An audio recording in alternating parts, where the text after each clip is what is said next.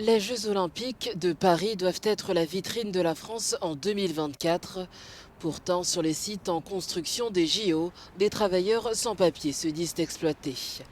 Moussa, un travailleur clandestin qui a travaillé pendant plusieurs mois sur le chantier du village des athlètes, parle de la discrimination qui se cache derrière ces beaux stades. Le matin, en venant devant la porte, tu vas voir que tous ceux qui viennent, la plupart, c'est les migrants, c'est des travailleurs sans papier. Il y en a qui sont beaux stades que les gens voient.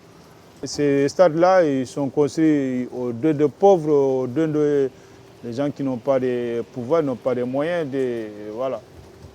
Ils nous ont discriminés ou ils nous ont exploités même, si on veut dire.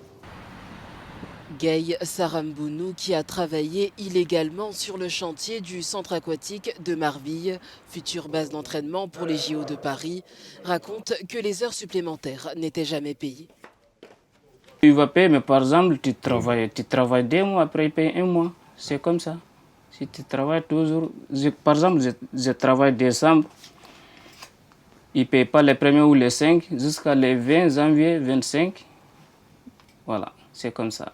Mais j'accepte parce qu'il connaît mon situation, moi aussi je connais. Compte en banque, tout le reste est à une autre Alors que le gouvernement veut créer un titre de séjour dans les métiers en tension, Jean-Albert Guidou de la Confédération Générale du Travail dénonce des postes accidentogènes et mal rémunérés. Il n'y a pas de congés payés.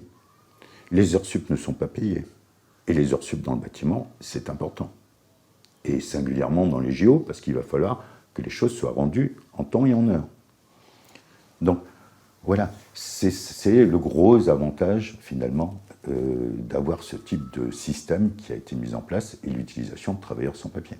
Il faut véritablement assumer ses responsabilités. Parce que de dérive en dérive, en effet, on peut très bien en arriver à la société ou à ce qui est vécu au Qatar.